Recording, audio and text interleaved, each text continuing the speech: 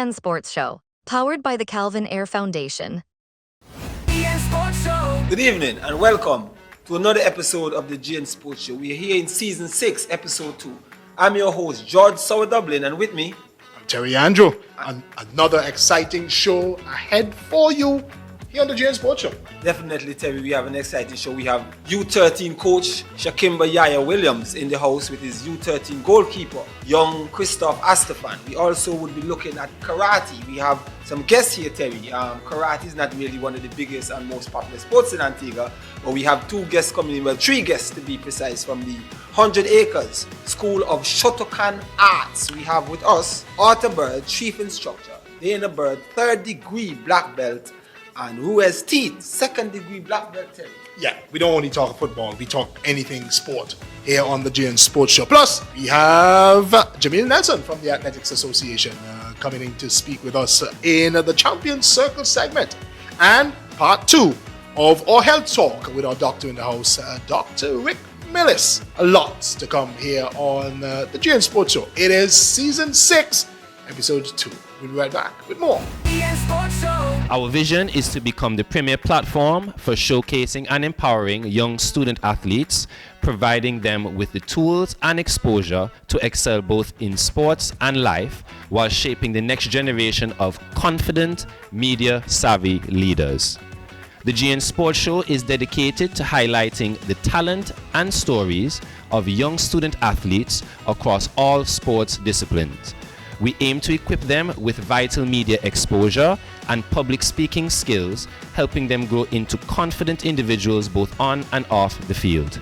Through engaging interviews, mentorship, and real-world media experiences, we strive to foster personal and professional development that supports their athletic journeys.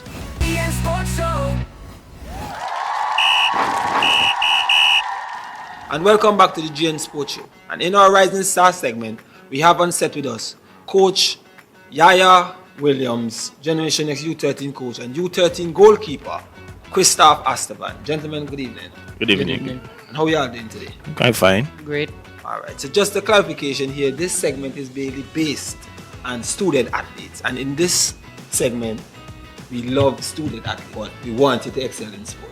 So, Christoph, what school you attend? St. Anthony Secondary School. St. Anthony Secondary School. And what farm are you in? I'm in first form.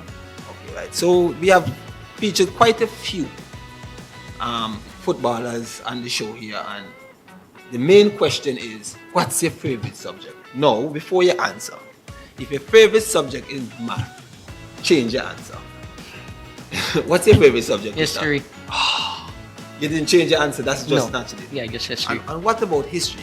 You like most Christoph? I like learning about things that happened before us. So who is a history teacher? Oh, Mr. Winter, Xavier Winter. And is he a good teacher? Yes. Does he make history exciting? Because when I hear the terminology history, I think about prehistoric things like dinosaurs. So Coach Kimber, the Generation Next or the ACB Junior Premier League just take place at Generation Next. How did your team fare? With Christoph in goal, I should say. Well, to be quite frank, I think we finished 3rd in the table. We could have finished much higher, but a few hiccups along the way caused us to finish in the 3rd place. Team in general, in terms of improvement in the team, I think Christoph come a long way. Christoph has tried his best on majority of the time, although 1 or 2 goals may go in. The keepers always get the stick on the back end, but it's a fair enough season. Could have done better. Hopefully we continue to work to get 1st place next season. Alright, so y'all placed 3rd in the table, and you say there's been a few hiccups in football, and with children I figure some of the hiccups are maybe players didn't make it and stuff like that. Sometimes they miss training and they miss games. But looking forward, is Christoph going to be eligible to play coming next season in the under-13s? Yeah, I think he's eligible. I think he's 12 at the moment. I think he have another season with us, so he have a long time to improve, especially over the summer with the summer camps in place. I think that can help him a long way. All right. So what are your goals? I know you have won the under-13 division quite a few times. Since I've been at Generation Next as a coach, I think this is the first time you didn't win. as far as I could remember. So just looking forward, is there things that you figure could change in terms of training? Players that you see has, that could develop more, that you probably put a little more emphasis and just a bit expand on that for me. Yeah, we have quite a few young players. There's more from the on-11. And I think it's not really about improving them really and truly. I think we really lost the competition based on the absences of the players. Sometimes they have church, sometimes they have parties, and sometimes they're fishing. So I am as a coach, I cannot prevent them from going to do these exercises. All I can do hope and pray for the best that I have enough numbers to take part in the match. All right. Well, as you say, you have some that are going to remain, and I'm sure there's some that is going to come up. Have you started looking down in the present U11s to see like who will be coming up that you could add to your team and stuff like that? Yeah, I have probably 5 of them, which I use throughout the season because of the unavailability of the players. Okay. So, yeah. All right. It's a long list, and I'm looking forward to working with these guys. So why football? Why did you choose football over any sport? Basketball? I think there's multiple sports at SAS. Why did you choose football? I've been playing football for as long as I can remember, and I enjoyed it for as long as I played it. For as long as I played it. So why goalkeeping? No, I can't run. That's one. I'm tall. I have big hands. Actually, I can. It's harder to name a reason why I'm not goalkeeping. Oh, it's harder to name a reason why you're not goalkeeping than a reason why you're goalkeeping. All right. So then you destined to be a goalkeeper in your opinion. Yeah. All right. So where do you see football taking you? Do you think you will be playing the game long enough to maybe go on get a scholarship to go on to university, or just playing locally if that becomes a possibility? Probably locally. But I'll take any opportunity I can get with the scholarships. all right. So I know we have a goalkeeper coach over at Generation by name of Coach Johnny Simon. I've seen him done some work with you.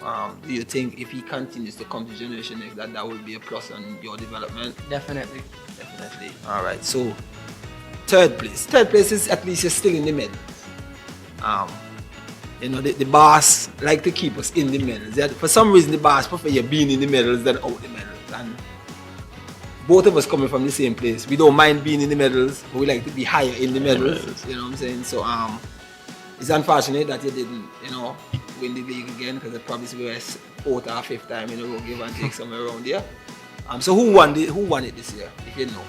I think it's Mount Pleasant. Yeah, Mount Pleasant. Mount Pleasant. Just want to thank both of you for coming on the show. It's been a pleasure talking to you all. And with that, we'll take a quick break. We'll be right back with the GN Sports Show.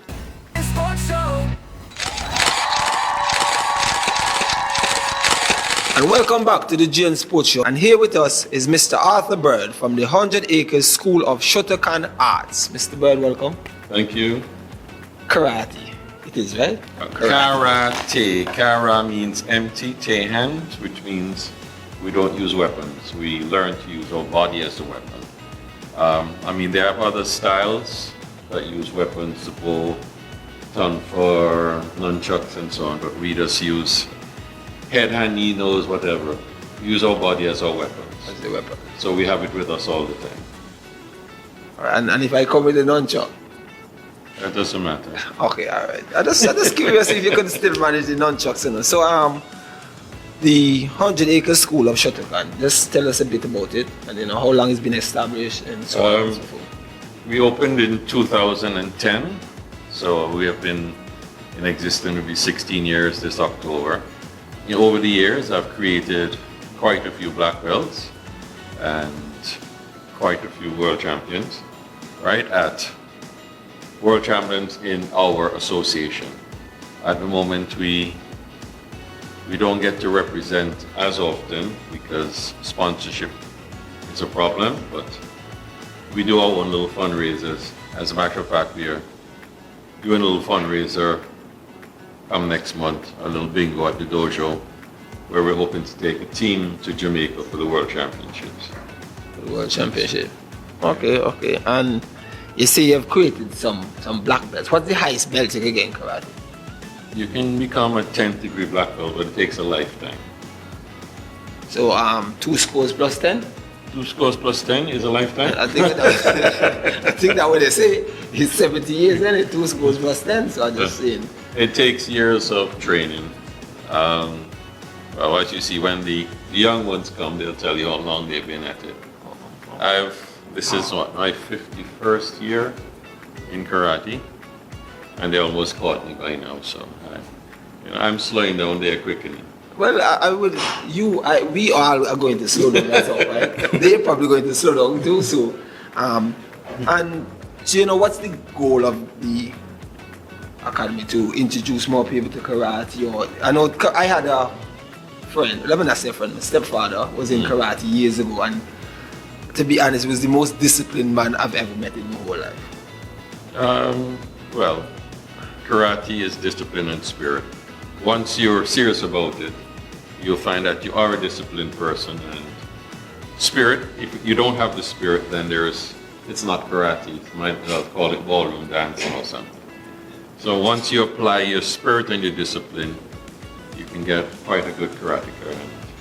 Yeah, I don't think I could have done karate because I played football and the amount of red cards I get out of violence. So the karate would have curved that nature. So I missed out then. I missed out. What's the karate scene like in Antigua, Barbados? It's on the low. We're suffering at the moment. Okay. I think the other sports have taken off, and I guess they're more well known because you have the footballers, you have the basketballers and everything. You have exposure to that.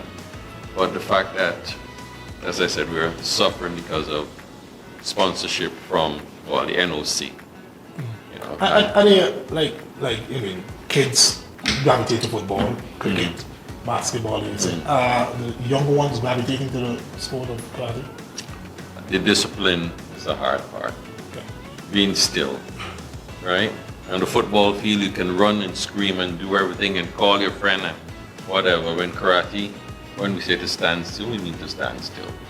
You know, and that's the hard part. They don't move, right, guys?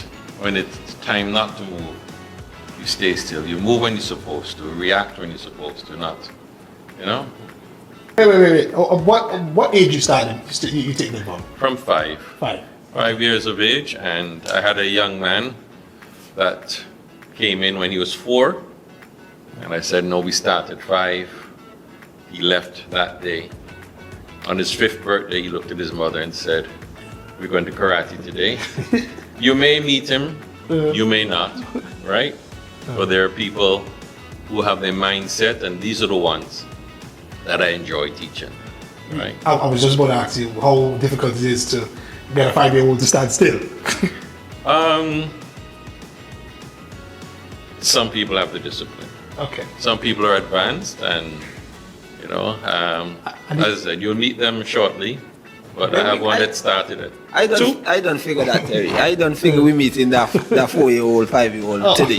We meet in that. I believe so. I think it's a good time. Yeah. Because I want to know how he, in 12 months, he still remember to tell him I'm going karate today. Like nothing happened to he in that 12 months. In that 12 months, nothing else happened. Like he his first class was on his 5th birthday. He reminded her in the morning, and he was there the afternoon. And just a clarification, are you proud of that particular individual? I am. All right, that's key. That's key there. That's key. You know. Well, you know, we learned a few things about the karate scene. Yeah, but I need your number before you leave. So because and it is an interesting sport. My wife said we're going to send he's 4 now, and she said that we're going to send him. But we passed the one on Newgate Street. Who's on Newgate Street? Purple Dragon. Oh, that's Purple Dragon. Yeah, and she said that she wanted to send him there. And I'm thinking, good luck. Because if not, he's going to walk around the house kicking on everything. Right now, he's jumping on stuff, jumping on, you know how they are. He's jumping and flipping over the chairs and all that. Well, I usually get that complaint even from the mothers. He's practicing on me. Sensei, talk to him. He's practicing on me, you know? Yeah, so I don't know how learning, like teaching him to kick and doing all this stuff. I think we're gonna have a fight in the home. The whole idea is we teach them how to fight so they don't have to. Okay. Right? The Makes best sense. fight is the one you can walk away from. I'm going to jump ahead down the line here for a bit because I'm seeing the Antigua and Barbuda International Karate Competition coming up in August. That's here in Antigua? Yes, it is. So how many schools we have and how many we have so that we can have that? Because it's an open tournament, Purple Dragon will be a part of it. So that's a different style. They do Danjitsuru, but we'll have Sir Clair School, Sir Clair Roberts. Yes. He Shotokan also. Okay. We have the Samurai School of Martial Arts. So we have Garfield Christian, but it will encompass everyone. So we have people coming in from Philadelphia, and there is talk of having a team even from South Africa. But this is a big thing. Yes. This is a big deal. Yeah, but you know. But does it happen like every year or it's when you No, guys this put it is, together? we are trying to put it together because, as I said, we have been fighting to get our sponsorship, and so we have decided, let's bring it home. And one of my former instructors, Sheehan Andrew Lynn in Philadelphia, he's bringing a team down, and he's the one who's driving to get this tournament done because he's always on my back. Let's do it, let's do it, let's do it, you know. Because he's always keen to try and get me to send karatekas up to the States to take part in the U.S. National. Unless we compete and get the exposure, we'll be stuck in a void. We're not going anywhere, and we need to get out to sea. Because you can be in the dojo, and you're the best, and you sit back and think, I am good, you know? But once you step out there, and as I tell my students, because our last tournament was in Guyana, what you put into it, you get out of it, and until they understand that. So so here in Antigua, it's mostly training. And We train, we don't get to compete, Okay. but the association we belong to, International Karate Daigaku, which is headquarters in Toronto, we have a world tournament every 3 years. That is why we have Jamaica next year. Canada, out of Canada, Canada, out of Canada, right? I aimed to get it a few years ago, but Barbados wasn't sure if they could host it, and at the last minute they pulled it away. So I've started doing research to try and get the tournament here, but So you as the chief instructor, is there a body around you that would organize this, the Shotokan? well, we have a martial arts association, Okay. which encompasses the same Samurai, Purple Dragon, myself, Olympic Karate, and Sensei Philip Isaac with Taekwondo, etc. But for our fundraisers and so on, it's the parents that come together and organize it, you know, until we can get our funding to allow us to get the children out there more. You know, I've done my travel, I've had my time, and I tell them it's not for them to take me. You know, I come and sit back and watch them perform, you know? Yeah.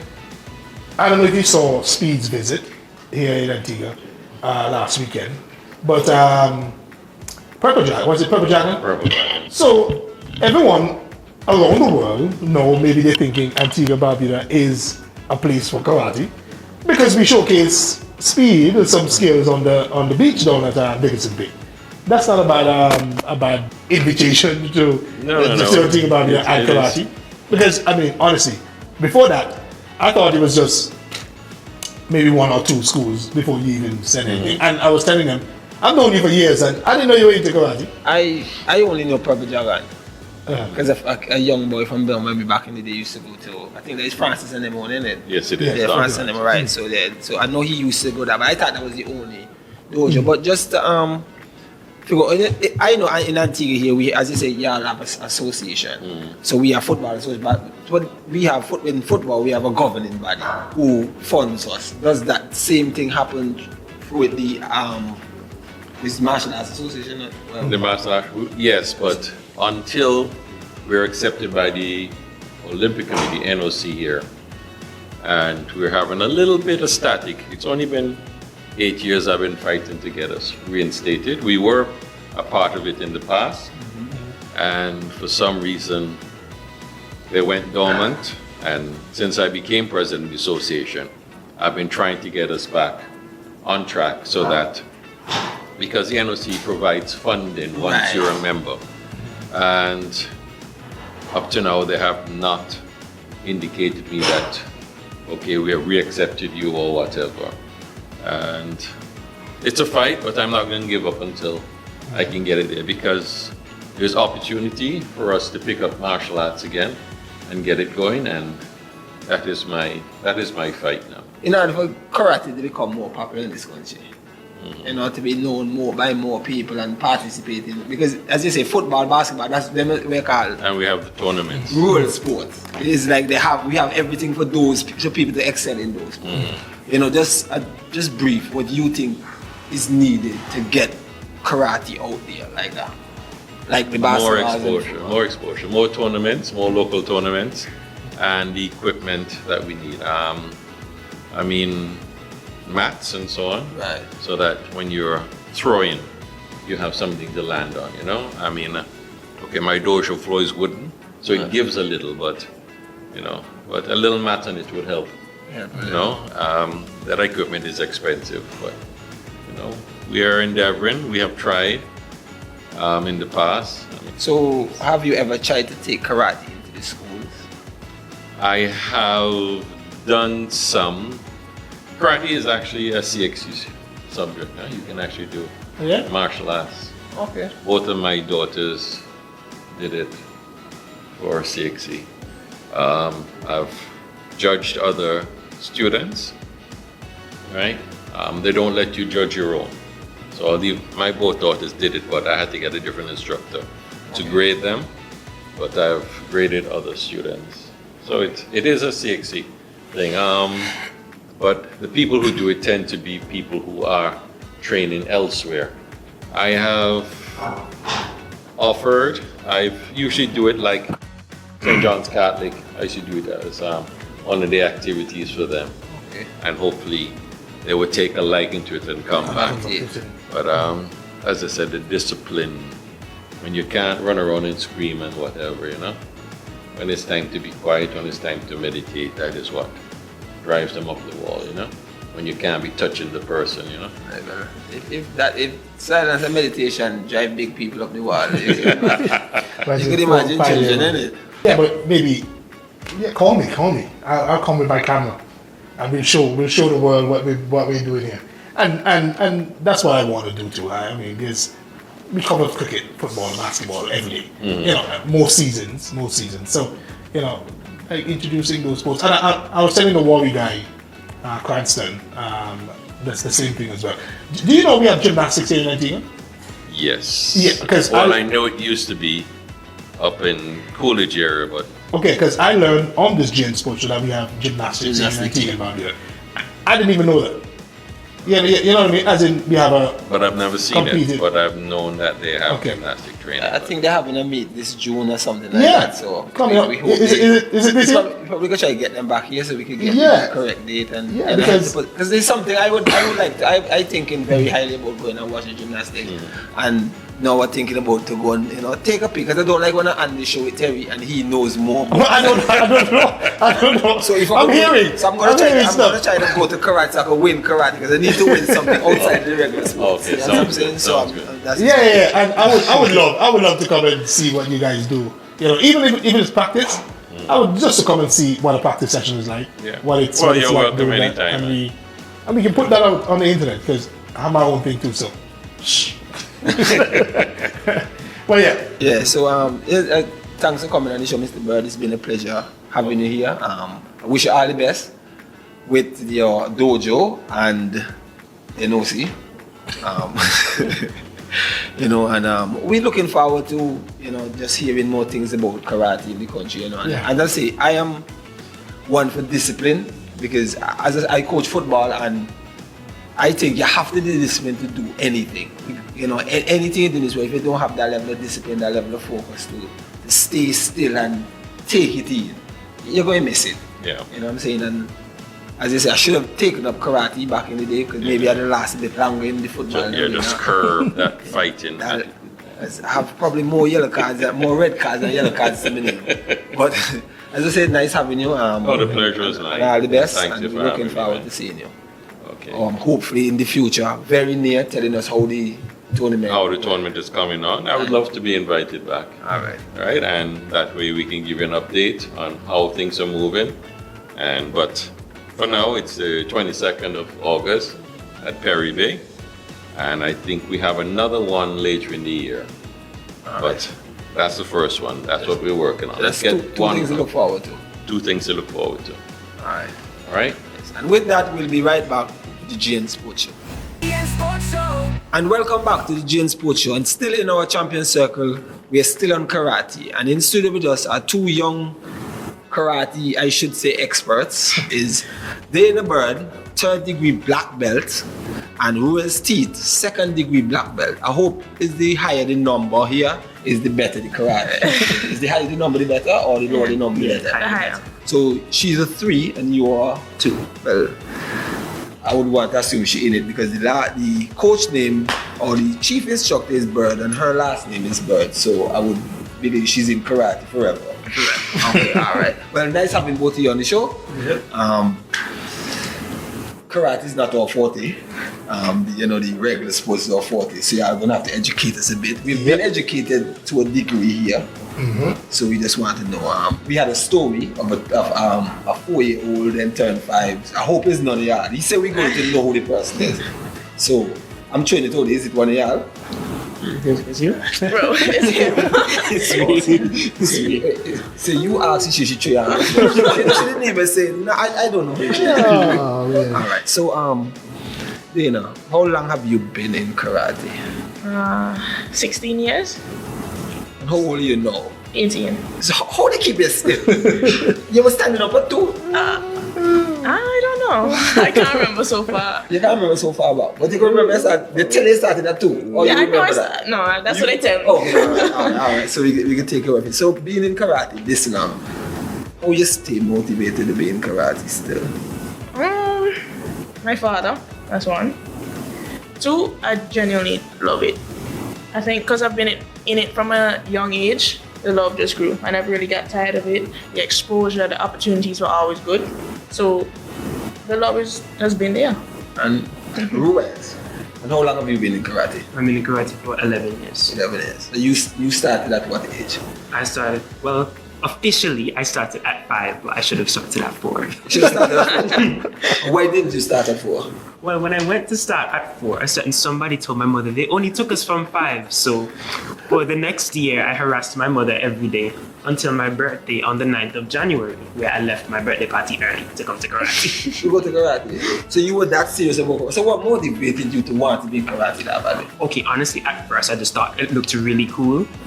And afterwards, after I actually got to know the sport, my love grew for it. And my motivation would be the discipline that was instilled in me. And over time, if I ever felt demotivated, the discipline would carry over until I further felt motivated. So have you? At this point in time, if I would be feeling a bit slighted because you had to miss a whole year, but somebody sitting next to you started at 2. So you feel a bit slighted right now, isn't it? A little teeny weeny bit slighted. Yeah, I will feel a bit slighted too. But it seems like it's working off. You're not far behind yet, it's just 1 step. 3 years ahead and 1 step behind is not a bad Not thing. too bad. So the discipline in karate, but most of the karate I see people sitting with their foot crossed. I can't really cross my foot like that, and just like that. I can't stay still for that long either. So even at this age, I can't. How do y'all manage to get hit and don't hit back? In karate, discipline, everything that you learn, it all comes down to self-control. Once you do martial arts, I don't know if it's right, I've been heard if you're known to do martial arts, if you hit someone and injure someone, your hands are labeled as a weapon, you can't get in trouble. So it all comes down to self-control. At the end of the day, if you want to hit me, if I hit back, I know I'll damage you. There's no need for a fight. It's just the discipline, the maturity. There's no need for a fight. You're just a calm. Martial arts should be, or Shotokan karate is calm. Okay. And you? We're going to get to the questions and the script just now. I am the one that asked half the script questions. Right. I just get in my half the script question and then Terry get to the script of y'all background, you know. So just Terry, don't be with me a bit. So she says, if she hit back, she get injured you. If you hit back, they get injured too. Yeah. Same way. But I tend not to be an aggressive person because I've always learned that karate is meant for self-defense. It's something that I know I can fight, so I don't have to go around picking fights with people. And the first thing we learn is the best defense is to run. Because karate is only a last resort if there's no other option. The best defense is to run. Of course. I just win my fights in my mouth. I don't, so maybe I should probably do karate, you know, because I can fight in my mouth. And if I can fight in my hand, that's two ways I can fight. Just in case somebody decide that my mouth ain't enough and want to fight. Right. All right. Well, listen, I get my bit of chit chat in, and I give in Terry his turn. You know. What's your first memory of being involved in karate? Just the first thing. I think when I was really young, I only remember it because I saw a video. Okay. But when I was young, I had on like the gloves and the gear and everything, and I just remember chasing my sister around and punching her in the older? dojo. She's older, Yeah, yeah. she's older. Okay. I think that's my earliest memory. So you remember violence? That sounds like violence. That didn't sound like no calm and discipline at all. She was young. She didn't know better yet. Right? What about you? I was actually talking about this today. My first memory was when I walked in the dojo and I passed everybody and I saw a punching bag and I walked up and I swung at it like this. And Santos was like, no, we don't punch the bag like that in karate. And then he had to show me how to punch properly, and my mom still has the video. Oh, nice. Okay, so when I think of karate, I think of discipline. At a young age, when you didn't know that, going in now, what was your mindset like? Yeah, you Dana. I don't remember. Yeah, you don't. I don't remember. Okay, what was like the most challenging part of it? Learning, I guess, through the years for you. Like any teenager would go through. I'm hoping. I mean, what about you, Liz? What's the most challenging part? I think for me, when I started, I was much smaller than everybody else. Oh, even beyond starting. I mean, how old are you now? 16. 16. What about an 11-year-old or a 10-year-old who is going through karate? Not where you are today, not knowing as much as you know now. I mean, what has been the most challenging part of the journey for you? I believe I was very intimidated because even as I got my black belt, at times I would feel like maybe I was at like a roadblock in where I didn't feel like my skills were developing as much, and I was still as intimidated to get punched as I was when I first started. But I think over time, as I practiced more and I practiced with people who were better than me, I learned how to overcome the fear, and that's when I really started to see my skills truly shine through. Okay. No, Dana, now you heard your viewers' answer. Take us to the belts. Where we start to black belt. So you start at yellow. Yellow stripe. Okay. My bad. You start at white. Okay. Yellow stripe. Yellow, orange, green, blue, purple. Then you have 3 browns, which are known as cues. So you go 3rd cue, 2nd cue, 1st cue, and then you reach the blacks, which are dans, and then you have 1st to 10th dan.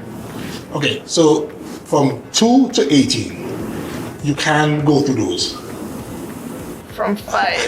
From 5, sorry. From 5 to 18, you can go through those. Yeah, 5 until.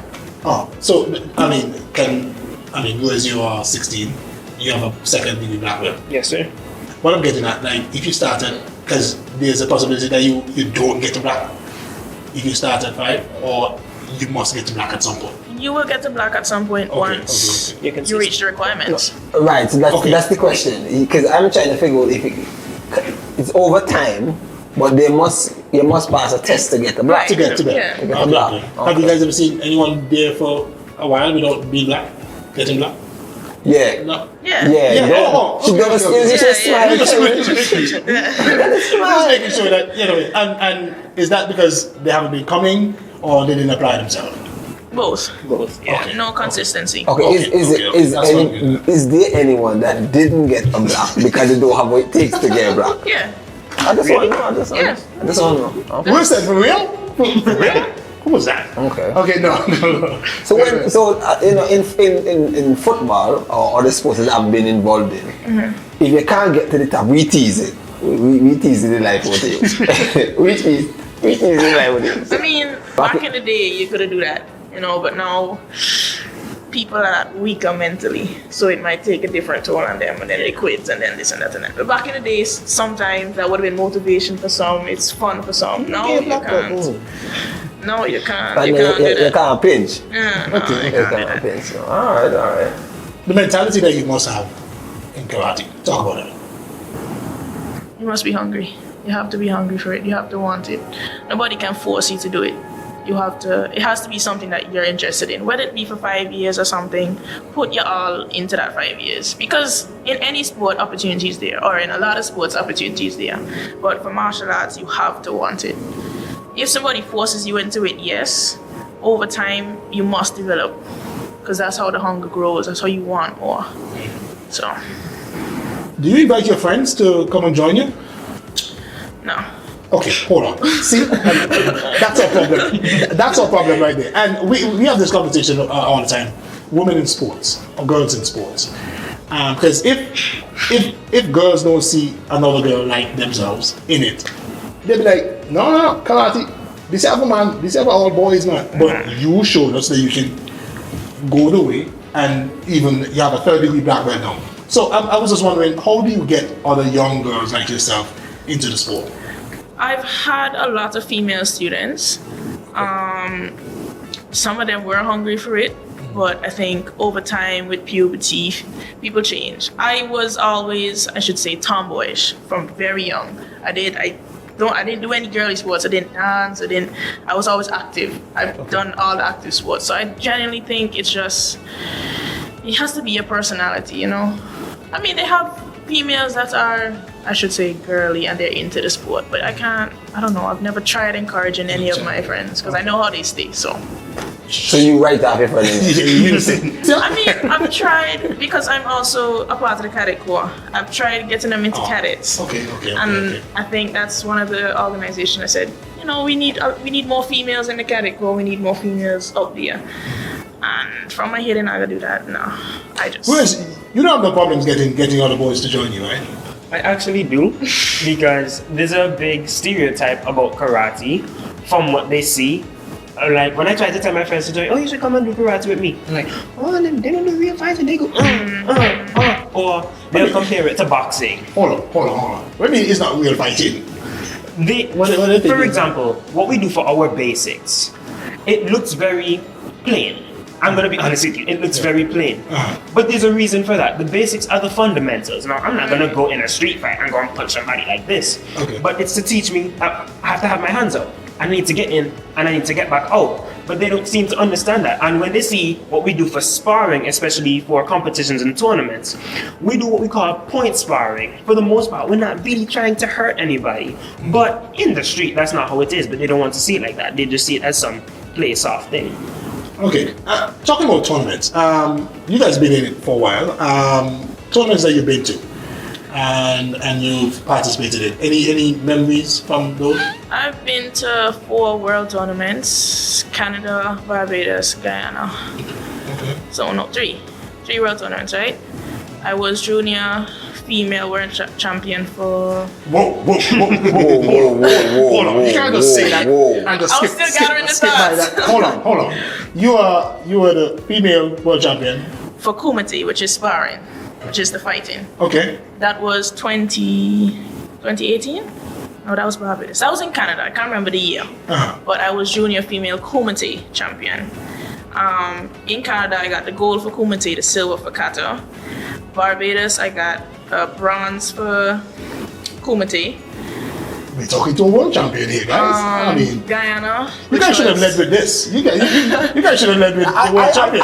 I just started day around here boxing up each other. I didn't know people going out and have world championships and Next gold time, medals. you guys need producer. Ricky, I think we yeah, need to leave this somebody next time, and then we have world champion in the house. Terry, I feel this that man right the script. I call him that man, you know. Like, I don't know. Yeah, Ricky. Next time, let's leave with world champion. First off. We didn't know we was the president right. Yeah, man. We didn't know this. Okay, so are you still a world champion?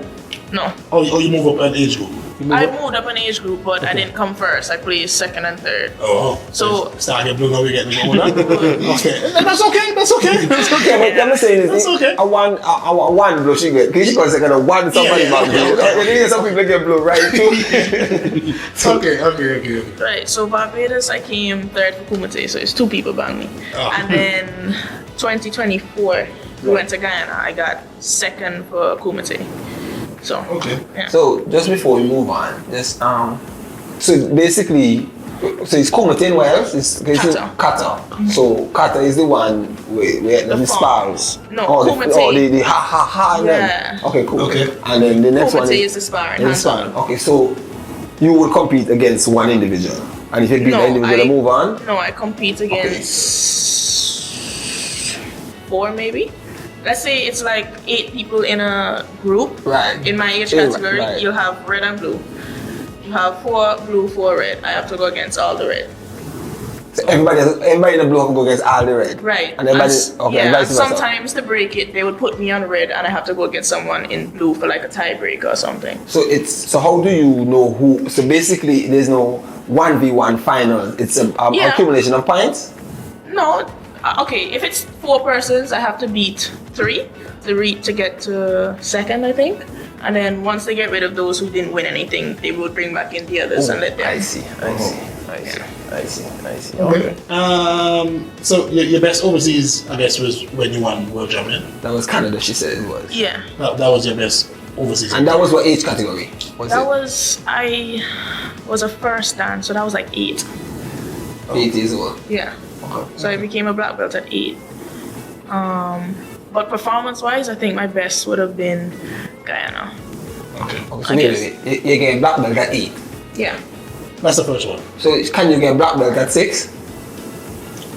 I'm just curious. No, because let me talk on here. If you start karate at 5 here, you can't get a black belt in a year. Okay, so you start. So you took 3 years. Well, no, you still started 2. So you took 6 years to get a black belt. Can you get a black belt? So when you don't get black belt, that's it. So you know you're going to black belt levels. Yes. Okay. And you're level 3 it is? Yes. Of 10. Yes. In the Shotokan side, are you like only girl? No. Yeah. No. Many other girls? Yeah. Okay. We had a female travel with us to Guyana. She got 2 gold, I think, but she was like, I'm not sure, I don't want to say the age plus and say 50 plus, but 30 up. Yeah. Oh, so it's a big woman. And she still won first in her category. So in the Shotokan, is it young people? Middle age? You know, like what you guys have now? Is it like mostly young, mostly young, and then persons around our age, maybe 4 people max that are like adults. Okay. But mostly our age group go down. So we don't get a brief bit of your accolades. Okay. Sure, you forget something. Give me yours. See, I have been to 2 world championships. It was Barbados and it was Guyana. Sadly, I don't have any accolades like this one over here yet. Sadly. Yet. No worries, you get there. I think it just takes You're time. 2 years behind, so you know you have, Just give me 2 years and I'll get whatever you want. Alright, George, just in case you didn't know, this is our junior calypso man, here with Antigua and Barbados. Well, I heard they say he sang calypso, but I didn't know he's the junior calypso. Oh, no, listen, he's a talented guy. I think he did Genius Battle. Yes, sir. You want Genius Battle? I got first one. First one. And he's... Are you? Yeah, and he's the junior calypso right now. What age? What age group? 13 to 19. 13 to 19. And he competed with the big boys. The big ones, the seniors. He competed in that last calypso one. Yeah. And if someone was giving you the chance or something like that? Capable. But it's about the youth are capable of competing with the bigger ones as well. Or like them. Yeah, so he is a talented individual. Tonight is the first time knowing that he's in karate. Karate. So you know him from Calypso and that. Yeah. Okay. And the arts and so on. Okay. Yeah. And you do a little bit of acting too? A little bit. Yeah, you do a little bit of acting as well. Yeah.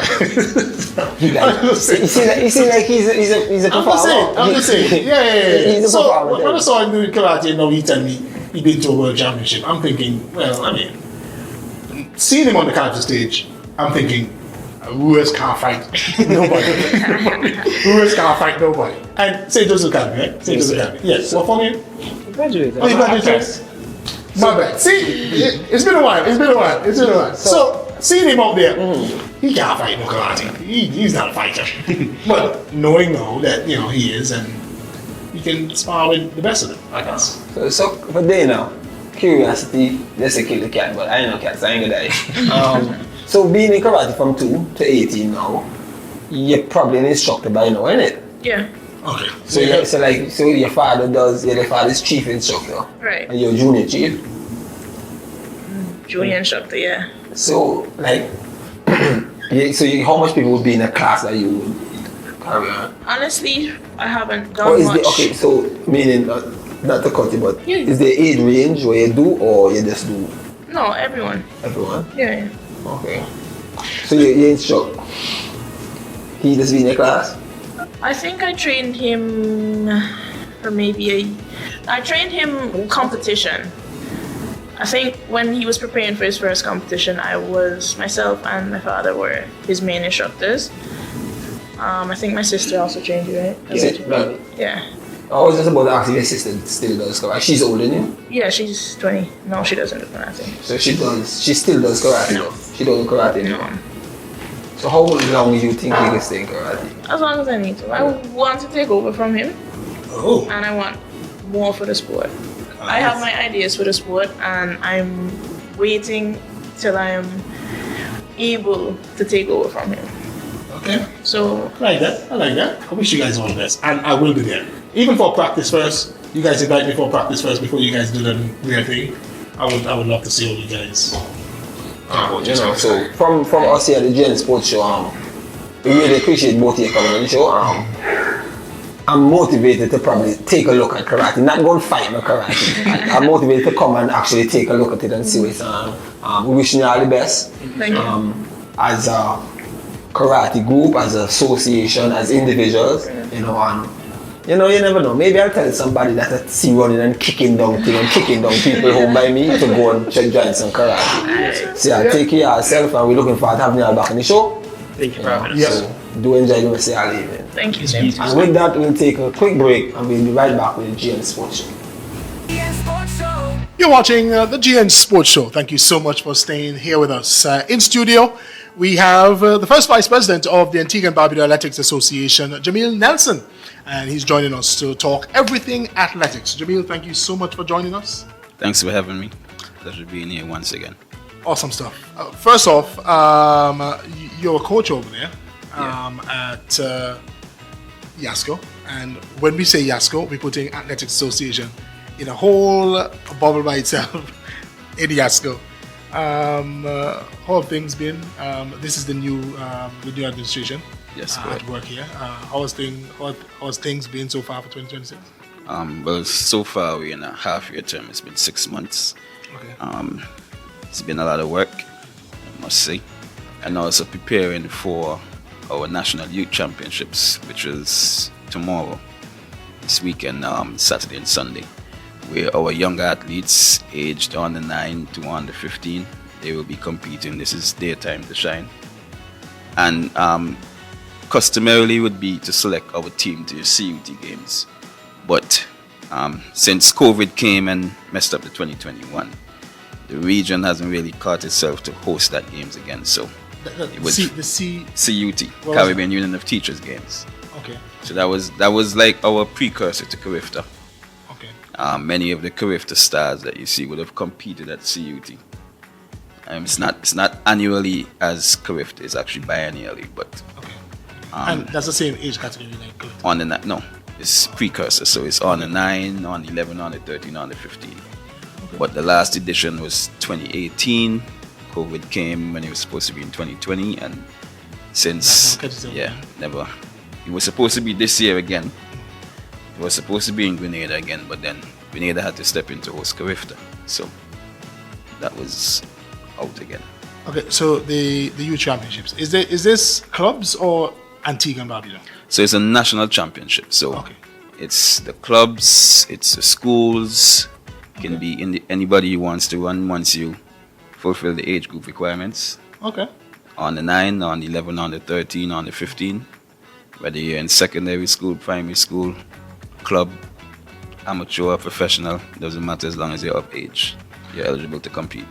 One of the mandates that you guys had set out, I had remembered, was to engage the youth and development, of course. Development. In the past 6 months, there have been a number of meets, the development meets leading up to Carifta that kids could have even qualified from. Correct. If you had to put your hand on one thing, a direction that you guys are going, it's on the right direction, I'm hoping. But if you have to put your hand on one thing where the youths are concerned in track and field and taking Barbuda, what would it be that you guys need to accomplish? First thing, the most important right now is participation. Apart from our development meets, competitions, those are mainly for the athletes or the training who would have came into the clubs. Part of our mandate from last year was to get athletes from our kids athletics program, or grassroots program, so to speak. That's also a mandate of World Athletics. So we would have just had our kids athletics day last Saturday. Yes. That's worldwide. That's observed on the 7th of May. But of course, you would have, you can, anytime between May 1st and May 31st, you can hold your Kids Athletics Festival. And so that is basically the culmination of the Kids Athletics Festival. And we would have had a total of about 50 participants. Numbers. This is new to the sport. Those are new to the sport. Yeah. The numbers were a bit down from last year, but circumstances were a bit different. And especially we had a very packed season this year. So the mandate of that is to get these athletes now training into the clubs. So you can say from the program last year, we would have had at least probably about 12 athletes that were now installed into the clubs. One of them would have went to Carifta this year.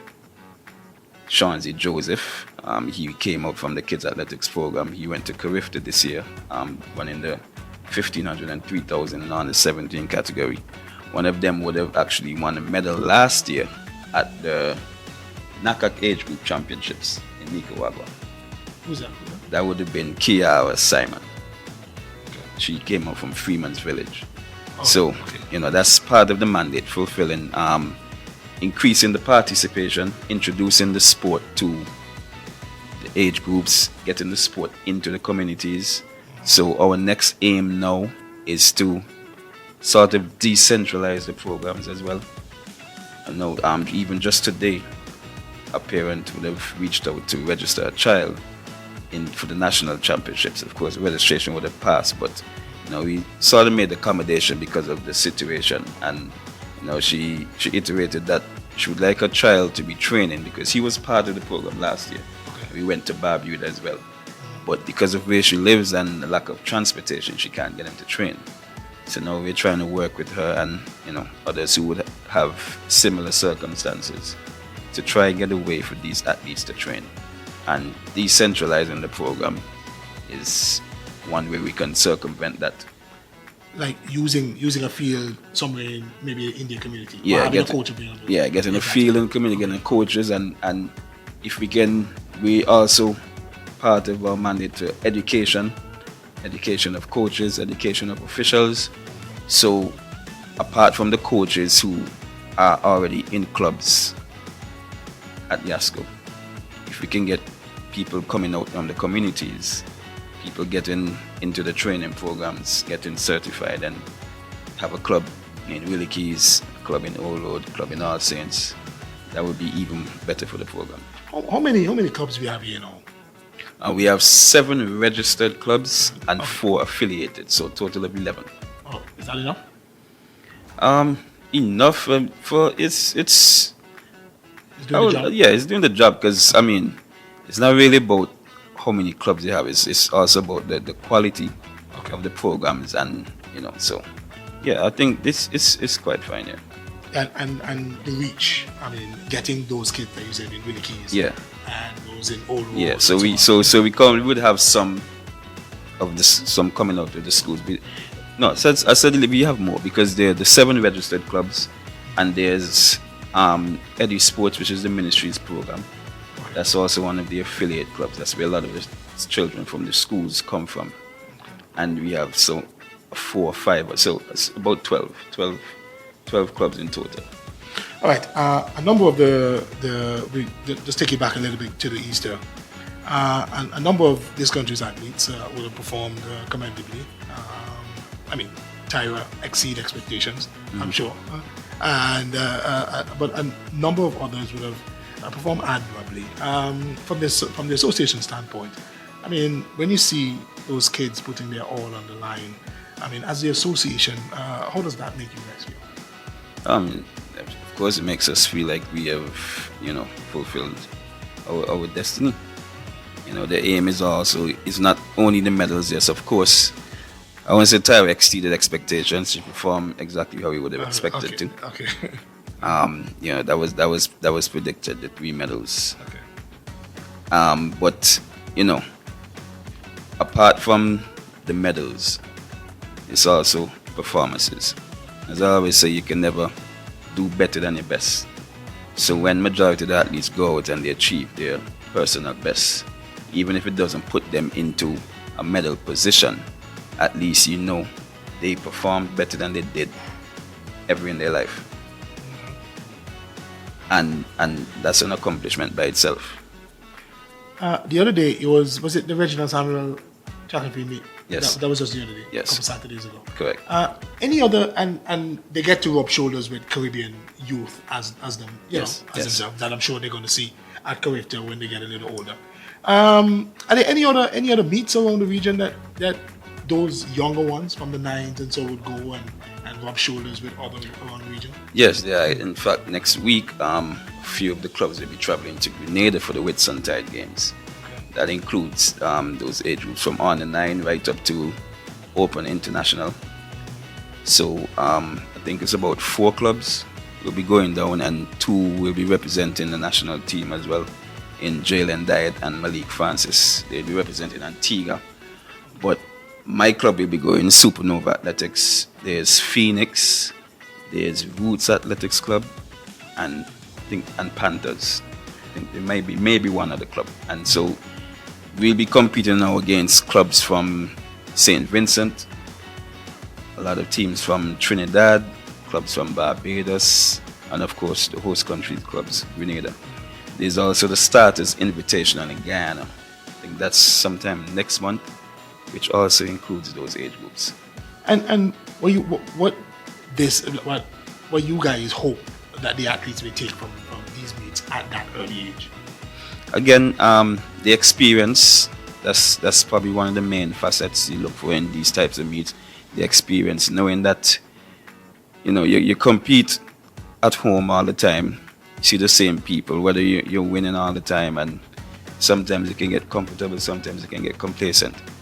I always tell my athletes, you don't run against people, you run against time, because numbers don't lie. So don't get comfortable thinking you're winning your races all the time. Your aim is to run times that are compared to people outside. So when you get outside, you're not thrown into the wolves. There was a call a time ago that our athletes be engaged in those field events, and I'm seeing from outside looking in. I'm not there every day, but from outside looking in, I see we have javelin, we have the high jump, we have the long jump as well. Those are becoming more popular among the youth. No, I mean, you said there's a call. I don't know how much of a call that was, because we've always been engaged in field events. Okay. Actually, for the history, probably would have won more medals in field events than we've done in the sprints. Okay. So, Because I mean, from the outside looking in, it seems like everybody just want to come and run fast. yeah, well, Or run. from yeah. from the inside as well, is everybody that usually comes, the first thing they want to do is to sprint. It's great. Okay. You know. Okay. Everybody always thinks they're a sprinter. Yeah. I remember a few years ago I had an athlete from Ayre Williams School. You know, he's a police officer now. You know, I just saw him like just a few weeks ago. And when he came, he was running 100, 200 all the time. You know, again, that's the first event you're going to gravitate to. Everybody thinks they're a sprinter. And then I threw him in the 400 one time, and in the 800 I saw it was totally different when I started training him.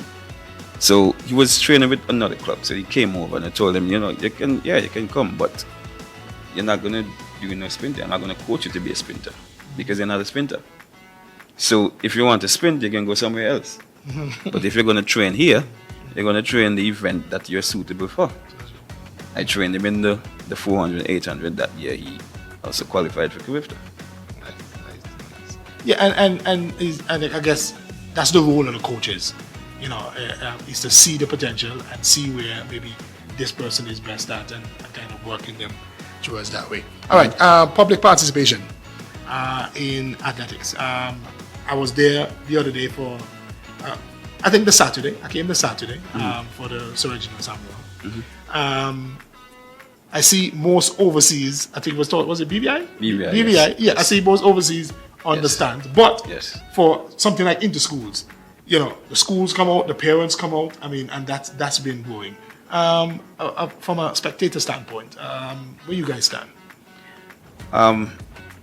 For development meet series, I think last year, probably 2 years ago, we just started like charging, because Yeah, and I paid $10. program. I paid $10 Yeah. the other day to come in there. Yeah, to fulfill the program. Well, Reginald Samuel, that's a club meet, that's wings. Okay. So of course they would have to cover their expenses. But from the association standpoint, we also charge for the development meets recently, because it costs a lot. Yeah. You see that the sound system is there, has to be paid. We give stipends to the finish line team, starting team. We wish we'd be able to give stipend to all officials. It's a lot of work out there. Yep.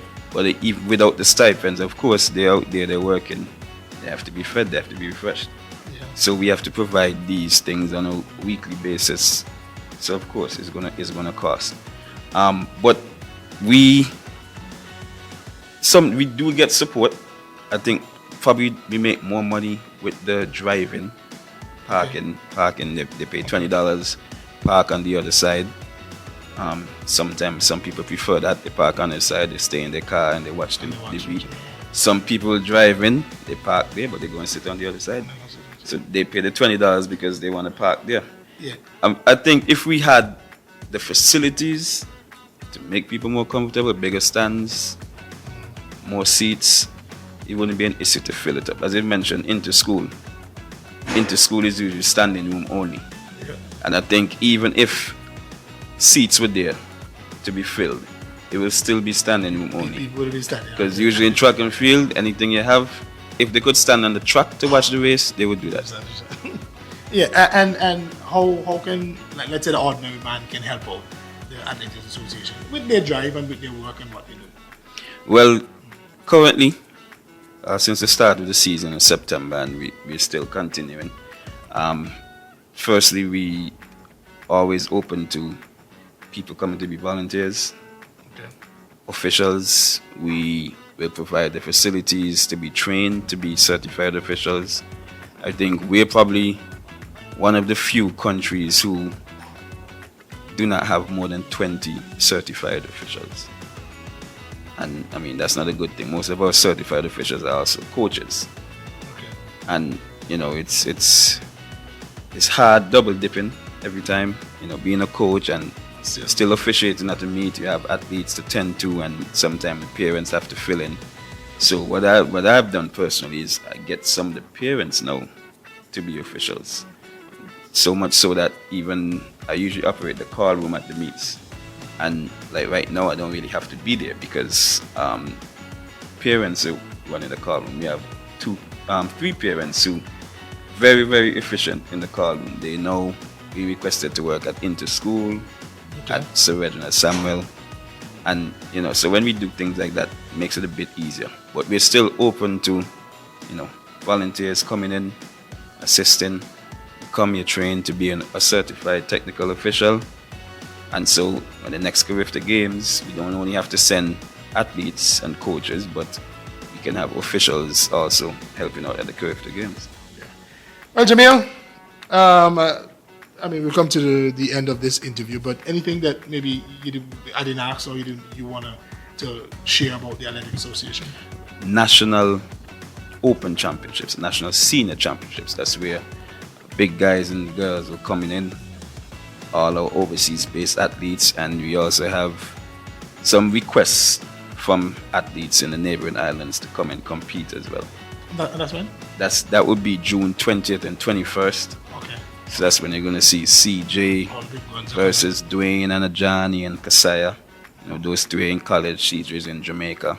Darian Skerritt is in Jamaica. He'll be returning as well. And I guess a showdown everybody wants to see now with Tyra versus Joella and Giolina and Lanika. I forgot Lanika. Yes. And that's when now we have our stars home and where we will prepare for other pending meets, because following the national championships, we'll be taking the team down to Colombia for the inaugural Pan Am Senior Championships. And following that, we have the NACAC on the 18 and on the 23 championships, where we'll be taking our teams as well. Tyra will be in the on 18 category, where they've already qualified, as well as Zonique and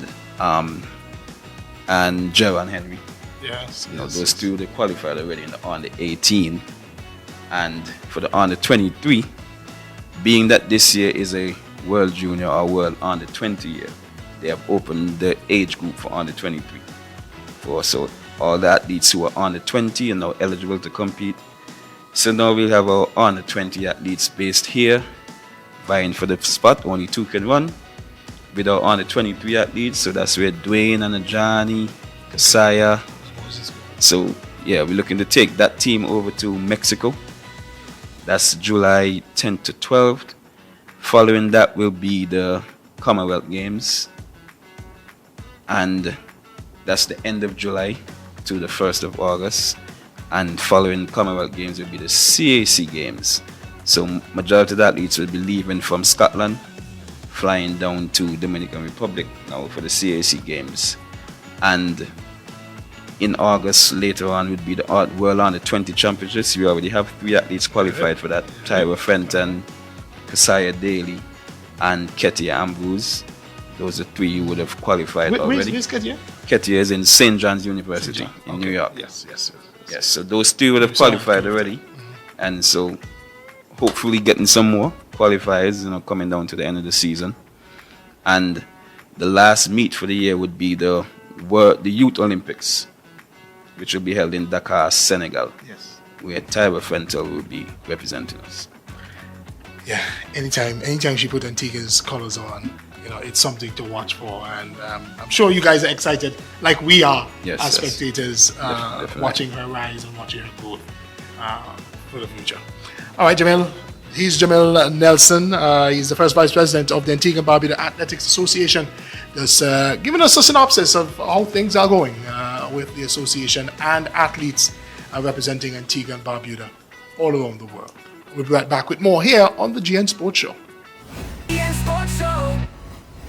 We would like to thank the sponsors of Generation Next: Fruta, Antigua Masonry Products, Citizenship by Investment Unit, ACT, Flow, Island Photo, and Francis Trading Agency.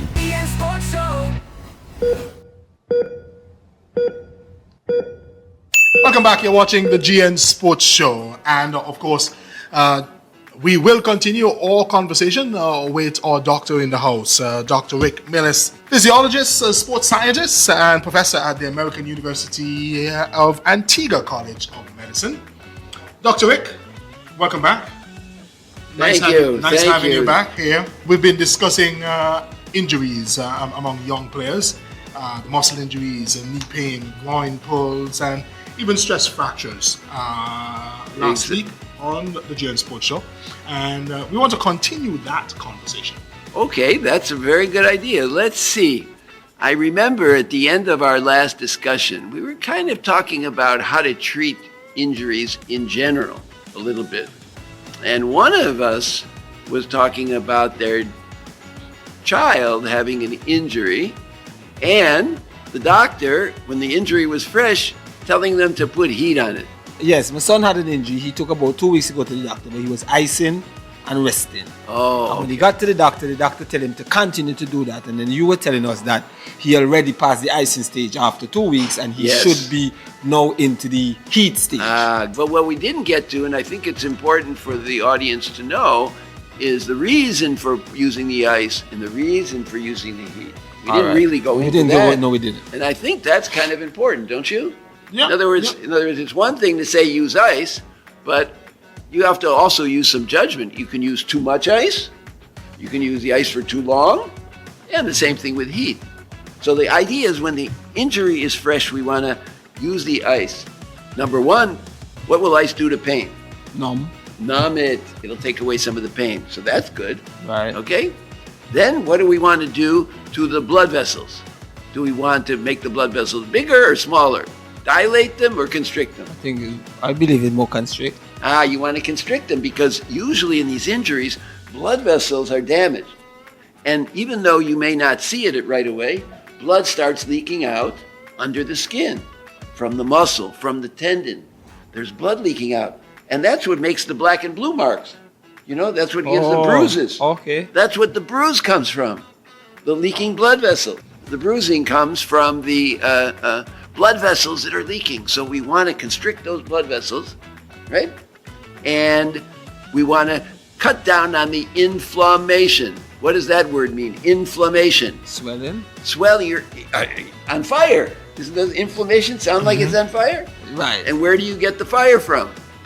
Excess blood flow. So what happens when there's an injury, the blood vessels naturally, some of them get broken, but they naturally dilate, they don't constrict, to bring more blood to the area for healing. But when in the early stages of an injury, that's not good because too much blood flow causes inflammation, and that cuts down on making the chemicals, the growth factors that are going to eventually cause the healing. So in the early stages, the inflammation is bad. Plus, it produces what you said, swelling. And the swelling will then cause more injury. You see? More injury and more pain. All right, so Doc, just yes, as you said last week, we didn't really go so much into the when you get the injury first, and you said, okay, so ice. How ice is 24 to 72? Yes, 24 to 70, depending on the severity of the injury. You got to use a little bit of judgment. Okay, so some will recur just 24 hours, but usually not longer than 72 hours. And each icing process. 20 minutes. 20 minutes. Not more than 20 minutes. Okay, After 20 minutes, you're doing more damage than you are good. In a 24-hour period, how much of that 20 minutes should you be doing? How much different segments of 20 minutes? Good point. That's a very good point. It varies, but I would say, every 3 or 4 hours. Every 3 or 4. If it's really bad injury, you could do it every 2 hours. Okay, so no. Oh, okay, right. Because in the past, I've been told that it's 20 minutes, 1 hour rest, 20 minutes, 1 hour rest. Yeah, depends on the severity. It depends on how bad the pain is. I was never given the severity notion. So if it is harsh or a slight one, I just do that particular routine because that's the routine I get. They always tell us about the acronym RICE. RICE. Rest, ice, compression, elevation. Yep. They didn't mention heat nowhere in that. Why wasn't heat a part of that acronym? Because they're talking about the acute phase. Okay. The acute phase. In other words, acute. Immediately, what should you do? They're not talking about the long-term healing. Okay. All right. So now with the heat process now. So, Well, before we go to the heat process, All right. let's summarize the ice process. all right. If you were to summarize the icing process, what would you say the purpose of the ice is? To speed things up or slow things down? Well, I would say to keep the foot from swelling, so that is to slow it down, isn't it? That's right. To slow. So think about it as the brakes. We're putting the brakes on. We're constricting the blood vessels so you don't have so much blood flow. Right? Okay. We're numbing. You're numbing, so you have less sensitivity. Okay. So we're putting the brakes on. So when you feel like, again, you don't have to be a doctor. You just use logic, use your judgment. Hey, does it seem like I need to slow things down? Use the ice. Get it? Yes. Now, when we want to speed things up, what do we want to do? We want to bring blood flow back because the blood has healing factors. So we want to bring the blood flow back to the tissues. And now we want to dilate the blood vessels or relax them so they get more blood flow. Heat does that, right? Heat does that. I do that in the shower. I take a nice hot shower every morning to loosen up my muscles, to get the blood flowing, because I'm sore all the time. Anyway, and then I'm going to go for a swim, and that's another story. So the swim is basically a cool down. Yes, exactly. Okay. Right. I might use some ice too, in the areas that are painful, because I want to slow things down. You know, but as we on this topic, and I've always tried to, I've been wondering about this a while. Well, I'm glad you're. So there's this asking that. FIFA 11 plus thing where there's a series of exercises. There's a jog up and then there's a slide FIFA 11 across. plus. I heard about it. Have you ever looked into it and what the exercise is and if it makes? Because I'm saying is, they say doing this and pre-warm-ups is a lesser chance of injuries occurring. Right. That's what I've been hearing over the years. I've done it. For me, it doesn't feel any different than any other warm-up I've done. Well, maybe you're not doing it right. No, but I'm saying I haven't had any major injuries. Right. So I'm saying, so that's why I would probably say it doesn't seem any different for me. Without looking into the details, my guess is the FIFA 11 Plus is a regimen of exercises that allows you to do dynamic stretching rather than static stretching of your muscles. All of them is moving stretching. Movement. Dynamic. All of them. Well, there you go. I probably could tell you maybe 6 or 7 of them. So, off the bat. You see, look at that. So If all, you yeah, know- all of Before them. practice or before If game? you know, It's before game. if you know a little bit, Yeah. you can predict what. Yeah, I really never read about. You I never know read it. I've I heard heard of about it, but I I've never heard- read it- Right, read I it never about read it. about it. Yeah. But it makes sense because now what we know, what people used to do, what you guys used to do, is used to stretch those muscles, didn't you? We used Your to jog. coaches We used tell to you- jog first. Jog and first, then we and do a then- bit. This stretching used to be stagnant. Yeah. But with this, Yes. right? But no, this one is like a jog. you can overstretch those muscles. That's the problem. By doing stagnant stretches. Yeah, static stretches. What does static mean? That means you're stationary Right. and you're stretching. We don't cry like how you cry now. Don't do those static stretches. It's easy to overstretch, especially when you're trying to get rid of the pain. You know, you're trying to overstretch, and when you overstretch the muscle, guess what? It doesn't bounce back to its normal shape. And when it doesn't bounce back sometimes to its normal shape, now the proteins inside the muscle are not lined up the way they're supposed to be to get the maximum force out of that muscle. So now the person is going into a competition with a muscle that's nice and warm, nice and agile, feels like it's stretched, but he doesn't get enough power when he needs it.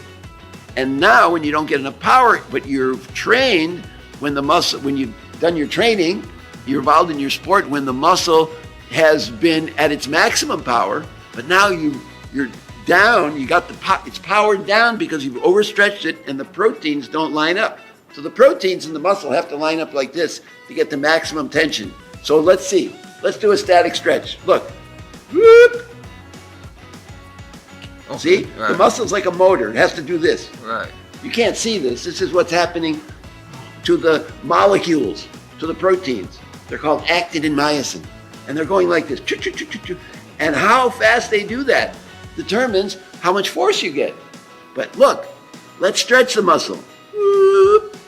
Now, you can't do as much.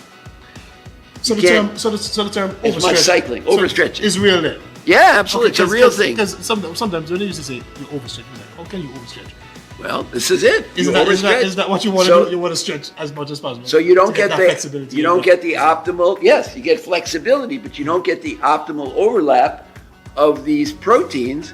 That these proteins have to cycle like this, back and forth. So as you say, okay, so let me say this is what you just It's showed like a us, motor. right? It's like a Right, motor. So when you go, Doesn't and- your motor turn around? and it takes a while to come back in, right? That means that you're not heated enough for it, or the Well, what you did? How your body gets No, faster it moves? no. Okay, go No. ahead. What you Hit me no. now, hit me now, hit me now. What you Okay. did? What you did is you stretched them, Mm-hmm. and associated with the proteins are other proteins, right?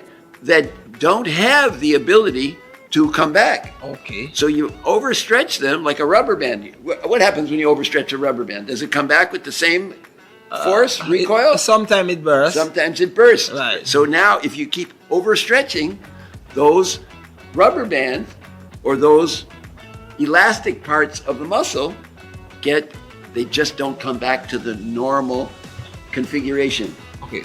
You need a configuration like this, Uh-huh. and now you got a configuration like that. Okay. Simple as So that. what you're saying is if it doesn't get back to this, If it doesn't and get you back go- in- and you start to stretch it again, that is where it goes bad. That's correct. Okay.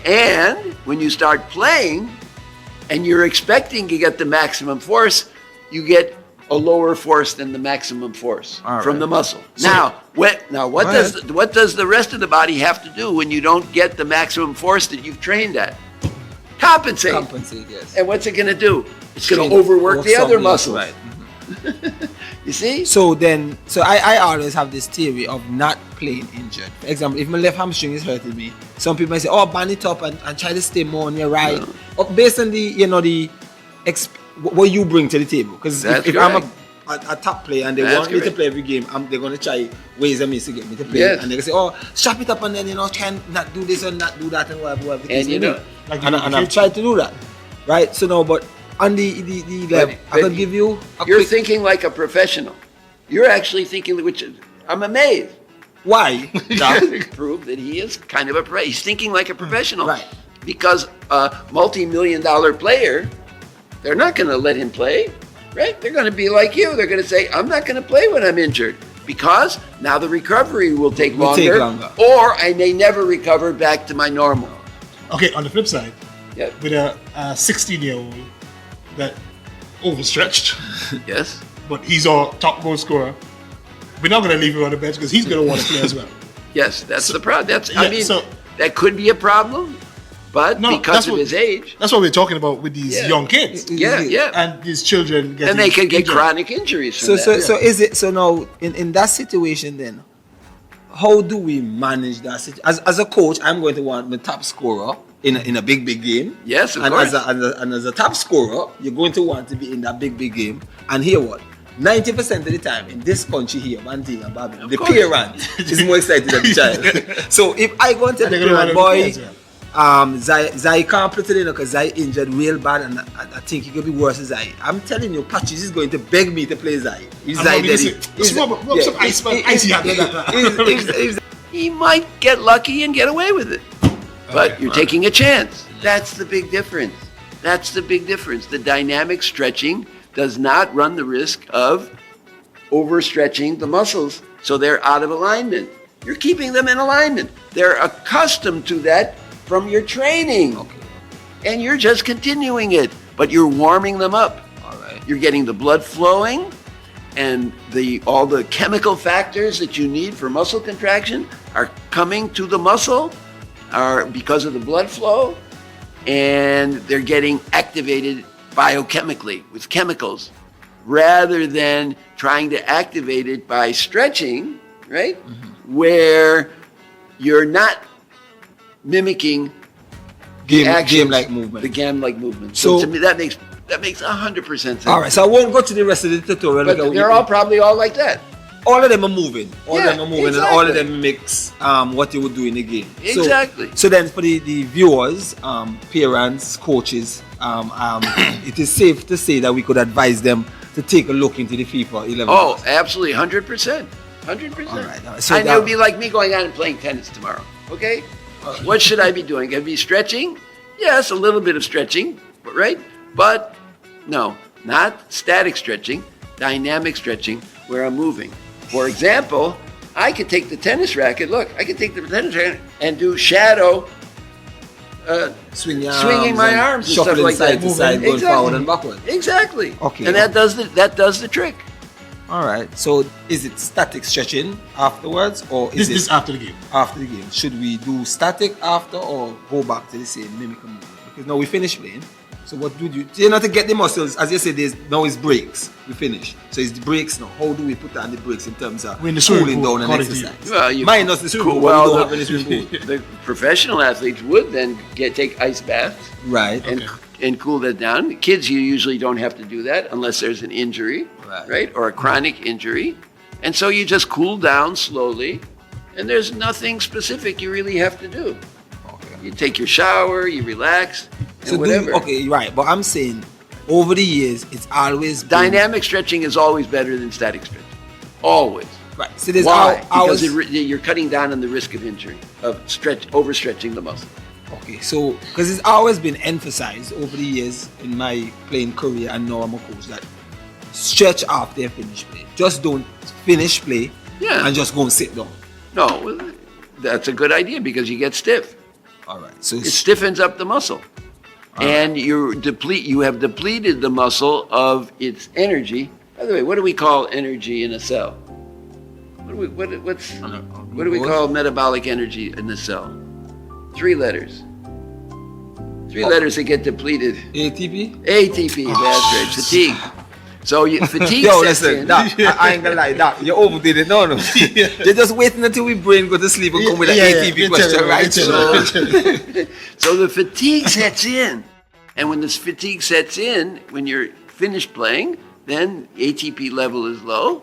And so you want to replenish the ATP with more blood flow. So you don't want to stop the blood flow abruptly. So you keep moving. You do some dynamic stretching. But you don't need to do the static stretching because it's dangerous. It's dangerous. Now, again, it depends how you do it. If you do a little bit of static stretching, it's not going to be terrible. Oh, okay. All right. Calf injuries that are popular in sports injuries.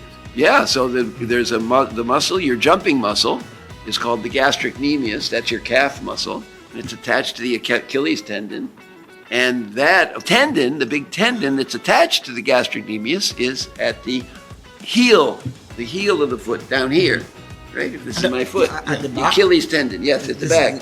The back. Yes. Okay. So that has to be kept warm. You don't want to start exercising when it's cold, when this is stiff, right? Because it's very easy to pop it, right? You heard of Achilles tearing the Achilles tendon. And why it takes so long to heal? Well, because it doesn't have as much blood flow as the muscle. Tendons and ligaments and cartilage don't have as much blood flow. And so, and it's a big tendon. So because it's very large structure, it requires a lot of blood flow to heal it, right? But the blood vessels aren't there. They don't exist.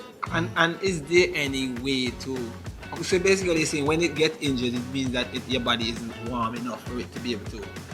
Well, there's many reasons why, but it could be that you just stopped real quickly. Okay. Right? So another thing it does, it puts the brakes on too, right? And there's stretch and stress on the Achilles tendon when your foot goes down hard like that, doesn't it? Yes. Yeah. So, and does that happen? What about hard surfaces? Ooh, if you play on hard surfaces, you're going to get more of that from the Achilles tendon. So that's why basketballers get injured with that particular injury. Exactly. So Oh, yeah. Because it's your jumping muscle. Okay, so basically your Achilles and your calf is functioning together. Together as a unit. As a That's unit. correct. And the tendon that gets damaged the most is the one down at the bottom of the heel. Now, we just finished talking about a little bit about the quadriceps. And hamstring. Quadriceps and the hamstring. Quadriceps are in the front. That's your what? kicking muscle, kicking muscle, kicking muscle. This is my foot. I'm kicking, right? I'm kicking it out. And where are the tendons that get damaged there? There, no, because this is in the front, the quadriceps. So those tendons are down at the kneecap. So there the kid is going to complain of pain at the kneecap. If it's the Achilles tendon, where's the pain going to be? At the heel, right? If it's the muscle, it's going to be in the calf. If it's the muscle, the quadriceps, it's going to be in the front of the thigh. But if it's the tendon, where is he going to complain? In the knee. You see? That's where the quadriceps are attached. What about the hamstrings in the back? So hamstrings in the back, if it's at the back of the thigh, the person is having pain, then to the hamstring. But where are those tendons? Those tendons are up at the bottom of the hip, underneath the gluteus maximus muscle, right? Okay. Underneath the glutes, his buttocks. Okay. Right where the buttocks joins the thigh, there he's going to feel that pain. And that's very, very painful and keeps kids and people from moving a lot. Right? And remember the nerve? Oh, remember the name of that nerve at the back? It's sciatica. Yes, sciatica. Sciatica. The sciatic nerve. That's right, that sciatic nerve. Yeah. And the problem with the sciatic nerve that is problematic for somebody who sits all day. Where do you sit? On your gluteus maximus. That's where the sciatic nerve is coming through. Okay. And that's why you keep damaging your sciatic nerve if it gets injured continuously from sitting. So what do you have to do? Not sit so much, or when you do have to sit, you put a pillow. You make sure that you're not sitting on hard surfaces. So now there's one group of muscles we didn't talk about that are very important in soccer: the groin muscles. Yes, the groin. The groin muscles. We call those the adductors. Right? When you kick, you don't kick straight out. You kick across like this. Okay? Adduction is where the thigh comes to the midline. So you kick like this, but you also kick like this, right? And when you kick, nobody rarely kicks this way. They kick straight or they kick toward the midline, across. Those are the adductors. That's another funny injury though. It takes forever to like it's never really healed fully. That's right. And where the tendon, so those muscles are the inner part of the thigh, not on the front of the thigh like the quadriceps, but the inner part of the thigh, the adductor muscles. Okay?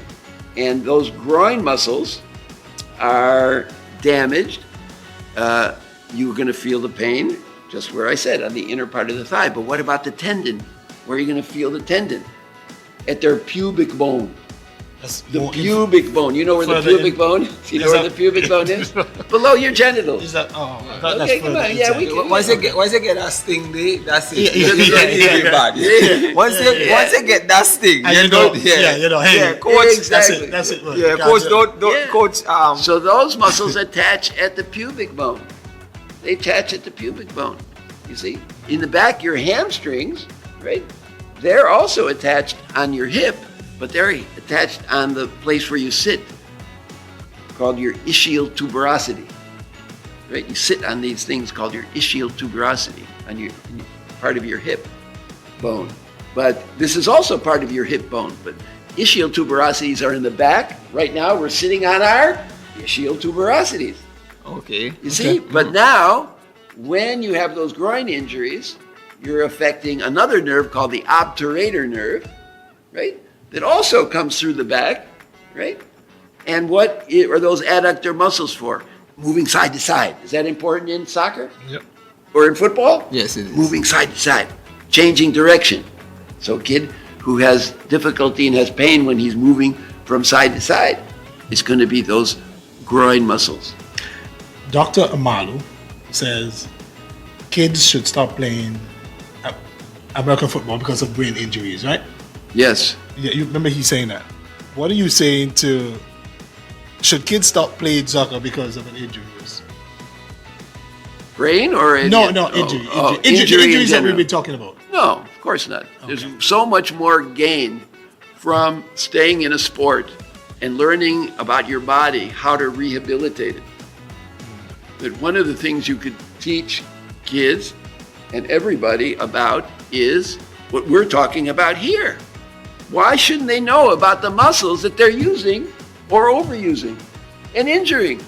They should. There's not enough of this scientific knowledge out there, which is why the Ask Dr. Rick segment on the GN Sports Show is so important. No, it's the most important. You see? And then, of course, we actually didn't talk about the hip flexors. Ilio, I-L-I-O, psoas, P-S-O-A-S, that flexes the hip. Look, hip comes up like this. Okay. Right? Flexes the hip.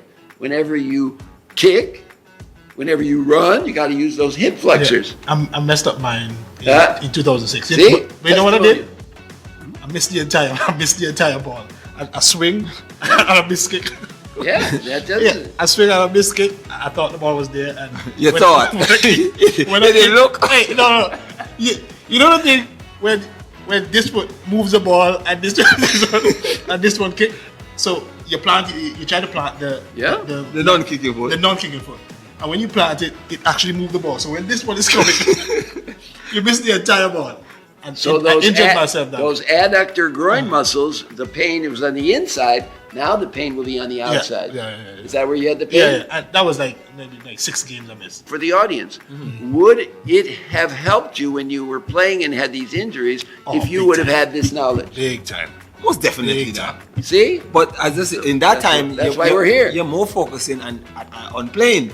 No, I understand. Like the young kids today. Yeah. They're not worried about it. No, but this is young kids. At any era, even young kids of my age. In my era, we didn't know well. First of all, a lot of this knowledge we didn't have, Right. and we weren't interested in. Yeah.